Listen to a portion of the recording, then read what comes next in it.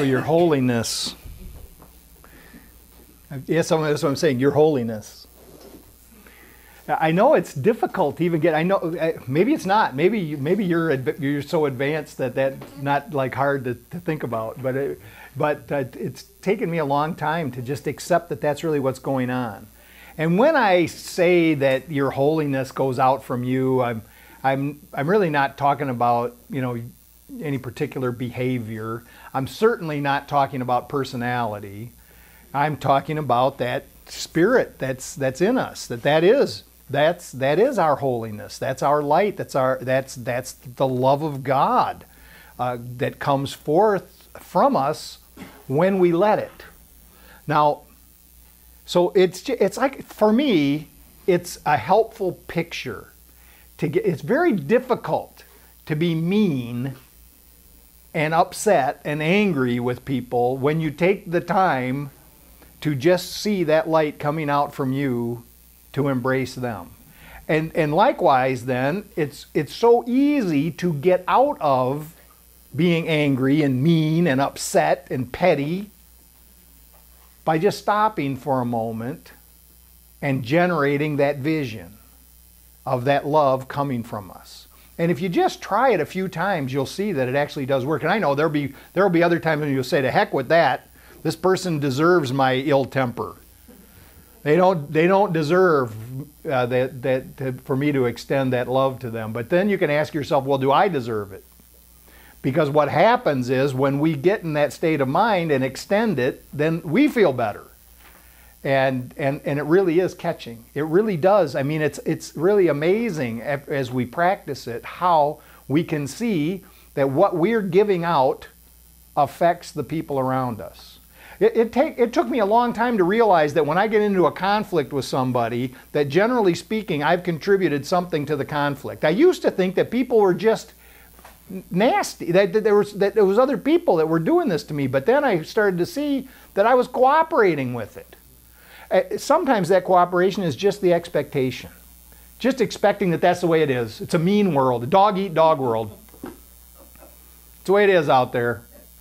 Well, with that kind of expectation, that's what I get. So to allow that, to just allow for the possibility that there's something in you that is greater than all of these conflicts, and that it can, if you want it to, it can shine forth. And then the other thing is to practice that seeing it, to practice seeing it in others, to just try, and there's a little technique that you can use if you unfocus your eyes a little bit, and just kind of just relax, don't let your eye focus be direct. You'll start to see that little outline of light around people. Now, some folks say that's just because of what you did to your eyes, but I don't care, because it reminds me.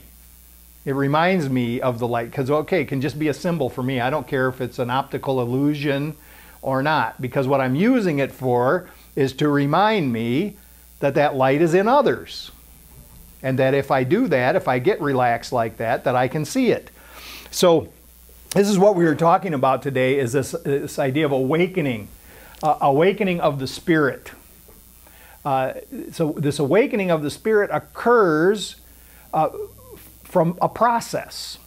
And there's a number of different processes that can be used. Some of us are familiar with the 12-step process. Other people are familiar with different types of meditative processes. There are a number of paths to this spiritual awakening.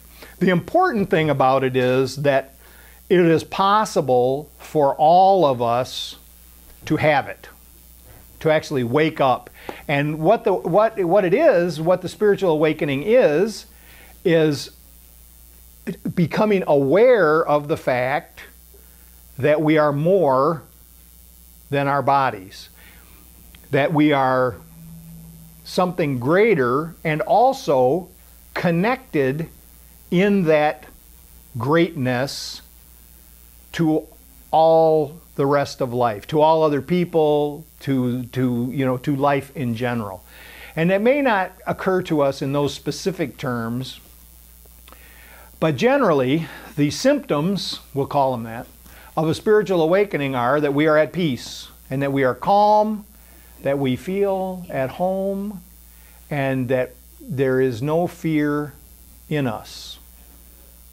Now, the thing about awakenings is that you can always go back to sleep. I do that sometimes. I'll get up for about 40 minutes and then go back to bed. Not often, but you can do that anytime you want. You can go back to sleep. And it's the same thing with a spiritual awakening. You can go back to sleep. And we go back to sleep, what ends up happening is we think that we're a body. We think we're alone. We think that we are separate. We think we are under threat. And so this going back to sleep in our daily life happens anytime we get distracted from this idea that we were talking about at the beginning of extending light and giving love. Anytime we get distracted from that by the behavior of others, by the things that happen in the world, and that actually strike fear in us. And when I say strike fear in us, you can say, you know, anger, irritation, any kind of emotion that causes conflict. This is a sign that we went back to sleep. This is, and actually it is the nightmare that we are experiencing because we went back to sleep, and that's what we're having. We are having this nightmare of self-centeredness. Now, everybody has self-centeredness. Everybody in the world has self-centeredness to one degree or another. Now, some of us here have had the self-centeredness to a degree that's greater than others. But everybody has it. Because if you don't have it, you're not here. Because what ends up happening when you really don't have self-centeredness at all, when we enter into that state of mind where there is none at all, we are not in this world. We are then in the realm of spirit. So we're all experiencing self-centeredness from time to time. But we can have this spiritual awakening which tends to keep us in awareness of connection and oneness and that we are all together, but from time to time we are going to be distracted. And that's why we practice. That's why we continue to practice. Well, generally how this process works, and we've talked about it many times, is the first thing we do is we realize that of our small selves, ego, personality, whatever, the smaller self, we are powerless, that we really can't affect the changes that we want. We can't live the happy life that we want, even though we keep getting this idea that if we only get this next thing or have this particular situation come about, then finally we'll be happy.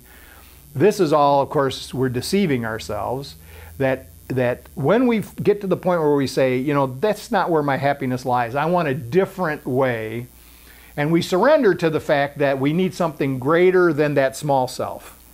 And it's amazing because we discover that there is something greater than that small self already within us.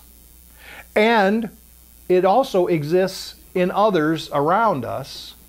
And also, what I like to say is, the love that flows from me to the world that goes between us and surrounds us, that is everywhere present, is actually the love of God. We become aware that the love of God exists. You don't have to call it that. It doesn't really matter what you call it. The fact is that something greater than this small experience that I've been having exists, and I can tap into it. And this is what gives us hope, the hope that I can experience that more than that experience that I was having in the small self of being isolated and cut off and alone and desperate and hopeless. And then to make a decision that that's where I want to live. That's what I want to do. I want to align. What I want to do is I want to align myself. I want to align my will, which is to say my decision-making power. I want to align that with the will of that which creates that sense of connection. I want to align my will to that power greater than myself, which has only our best interest at heart. And I want to examine myself to see what I've done in that direction and what I've done in other directions so that I can get a picture of my patterns. And then I want to have trust enough to share that with someone else in the presence of this power greater than ourselves so that I can get a perspective of what's really going on. I have to come to a readiness to change things, and this is not that hard. When we sit and consider the suffering that we all have experienced suffering. We're all going to experience suffering. And from that perspective of saying, okay, would I be willing to do some things to release that suffering and move into a new experience of peace, to move into a new experience of a life fulfilled? And it doesn't take long if we get a vision of what our life could be like, if we release these small things that ego and personality want to get involved in, these judgments. If we release those, that we could actually open the way to have this spiritual experience, that, by the way, will eventually lead to us not being of this world.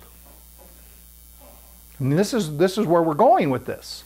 So then to realize that in order to do it, in order to actually get rid of these characteristics that keep me returning to suffering over and over again, that I have to ask for help.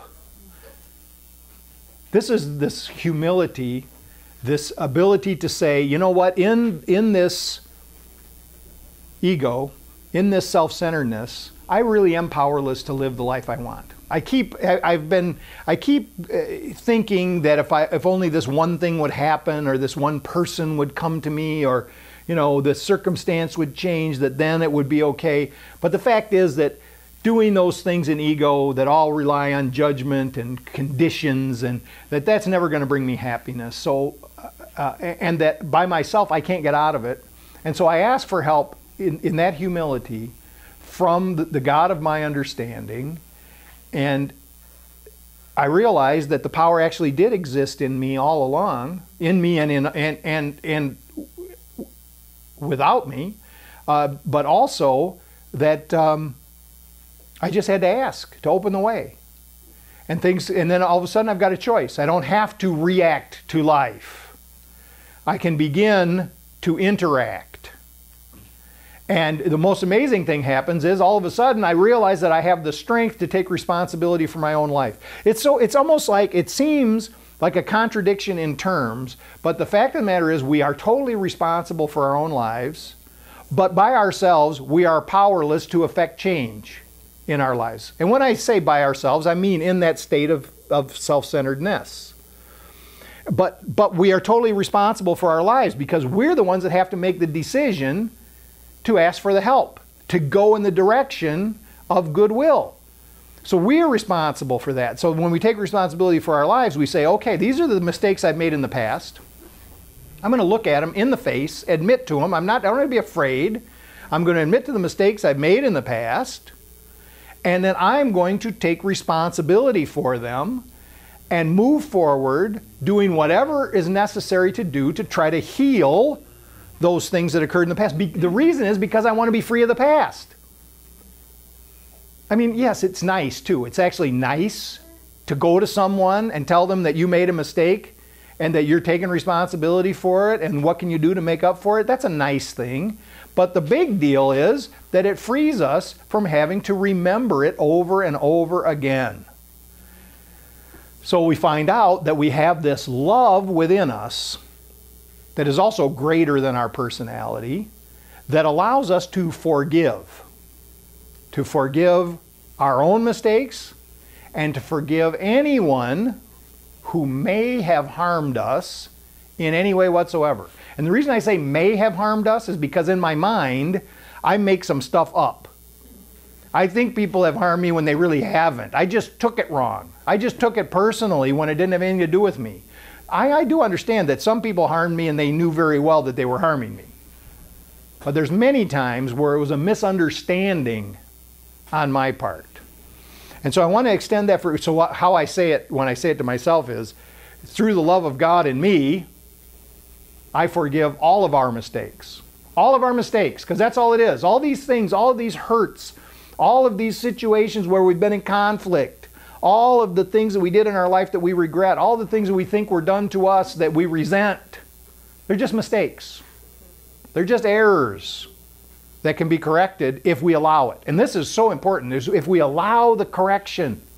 So I was listening to Marianne Williamson, and she really shed some light on this idea that if you get it in your head that God is all good, and that all that God is doing is extending good, and when I say good, I mean love, and then you go, well, what about starving children in Africa? Shouldn't God be doing something about that? And what she said was, that's not God's consciousness. That's our consciousness.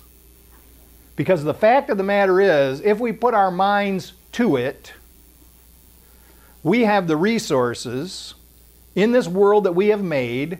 We have the resources to take care of every single person, so there is no one starving. We have the resources to do it. We just don't have the political will to do it. So this isn't God's will that people are suffering. It's our will. And listen, I know it's easy to say, well, what can I do? I'm just one person. And I don't have any resources. I mean, I'm getting by week to week myself. We're all complicit. And this is where we take responsibility for life, is to say, I'm complicit in this. And the question then is to ask Spirit, what can I do? What's my role to play here? Obviously, not one of us can't just change the world in that way, but coming together, there are plenty of other people out there that do want to do something about it. Let's come together with them. If there's anything that you see in the world that you think is contrary to God's will, relax first. Say, we can see this differently. We can see this differently, and then we can do something to make it different. But first, I've got to see it differently. I have to see that we all have the potential to move into this area where all these problems can be solved. And that's really what this process is all about, is to get us to the... And yes, you know what? In the life of this body, the body that you're in right now, in that lifespan, you may not see an end to this suffering around the world. But you can see a beginning.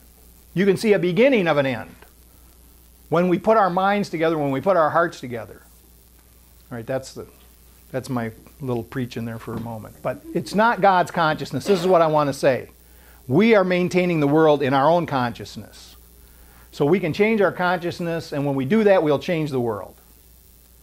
So we forgive those mistakes. These are mistakes we have made. So when I say that we're complicit in this, I mean we have all cooperated in one way or another. And actually, truth be known, we have benefited from a lot of these policies, and a lot of these things that cause suffering in the world have been a benefit to some of us sitting here. So we admit to that and then say, okay, what can we do to make up for it? That's the healing. That's how it's going to get better. We say, what can I do to make up for it? What can I do to start to affect a healing? And so, yes, so there I give you the big picture of the world and suffering. But more importantly, let's bring the focus back down to your daily life and say, what can I do to make up for these small hurts that I've caused, and some not so small? What can I do so that I can be free of the past? And what we can do is forgive it. We see it differently. We take responsibility. We say, yes, this is what I did. And then we let it go. And we pay attention, as we were talking about a couple weeks ago. We pay attention to what's going on in the moment. Stay in the moment so that we can be, so that we can actually be. You see, this thing about the spiritual awakening is it doesn't mean we're going to go live in a cave somewhere. It doesn't mean we're going to go climb to the top of a mountain and just sit up there. Because if you did that, you'd be of no earthly good. What we are going to do is we're going to stay in the moment and see how we can be helpful. Because that's how, being helpful, you can translate it like this. When I'm helpful, I'm happy. When I'm helpful, I'm happy. So let me pay attention. And if I find myself not being happy, almost every time I can immediately see that I'm not being helpful. Sometimes I can't figure it out for a minute and I have to ask for that guidance to show me. Every time I find myself suffering, it's because I've gone back into that nightmare of self-centeredness. So what we do is we learn how to get quiet. We learn how to get quiet through discipline.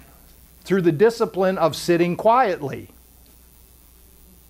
And the more we do it, the better we get at it, so that when we go out into the world, we can do it in an instant. We can do it in any instant that it's called for.